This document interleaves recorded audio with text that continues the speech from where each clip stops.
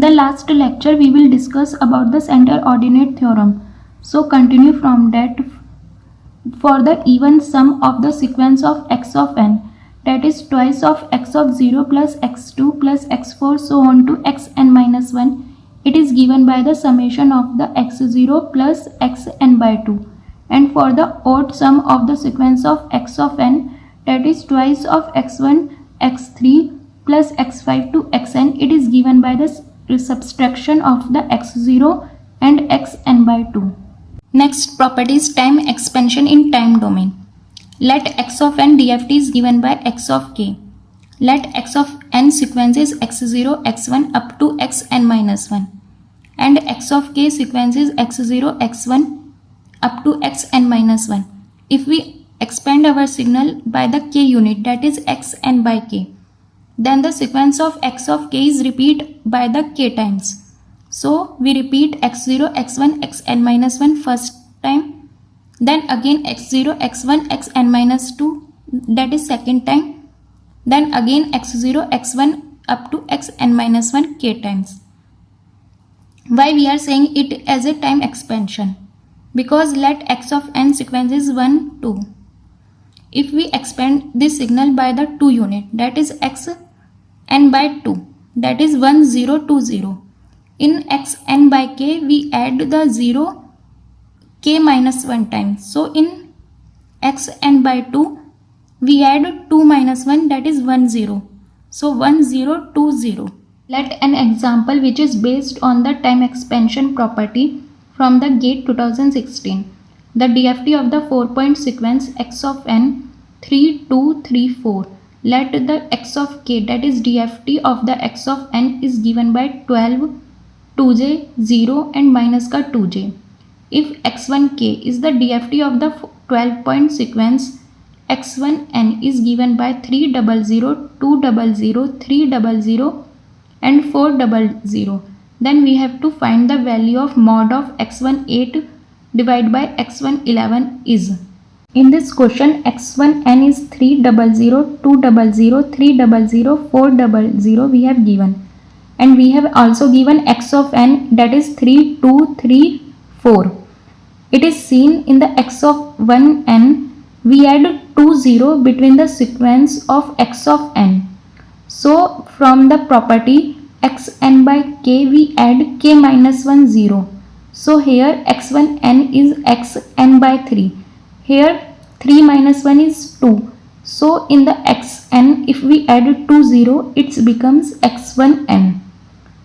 From the property of the time expansion xn by k, we repeat the DFT of the x of k by the k times. So here xn by 3.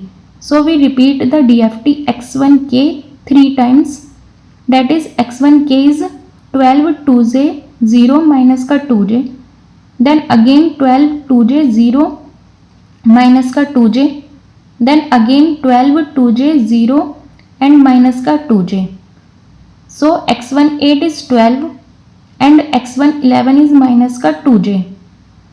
So if we divide x18 and x111 and if we take the mod, the value is 6. Circularly even sequence. For a signal to be even, we said x of n equal to x minus n.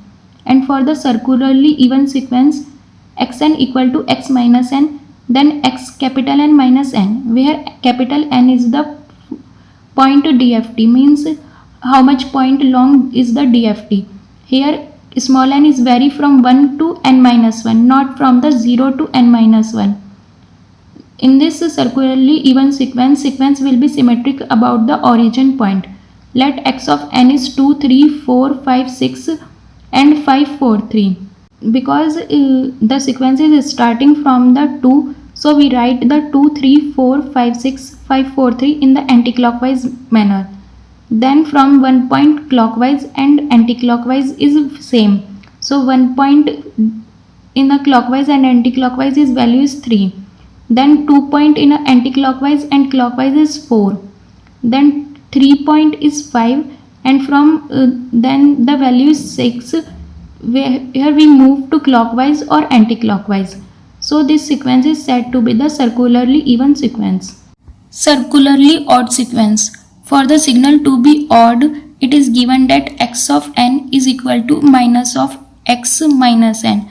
But for the circularly odd sequence, x of minus n is equal to x n minus n, that is equal to minus of x of n. Here small n is vary from 1 to n minus 1, not from 0 to n minus 1. Sequence will be antisymmetric about the origin. For example, the same sequence that we used for the circularly even sequence, here the point that is in clockwise and anti-clockwise is a change in sign. One point anti-clockwise is 3 and then one point in clockwise is minus 3. So one point is a change in sign. In the same manner, 2 point in a anti-clockwise is minus 4 and 2 point in a clockwise is 4. If upper one is 4, then the lower one be minus 4. So here the change in sign is necessary. But for the 6, clockwise is 6 and anti-clockwise is minus 6 is not possible. So for that value we take 0 in place of 6. So x of n is given by 2, 3, minus 4, 5, 0, minus 5, 4 and minus 3.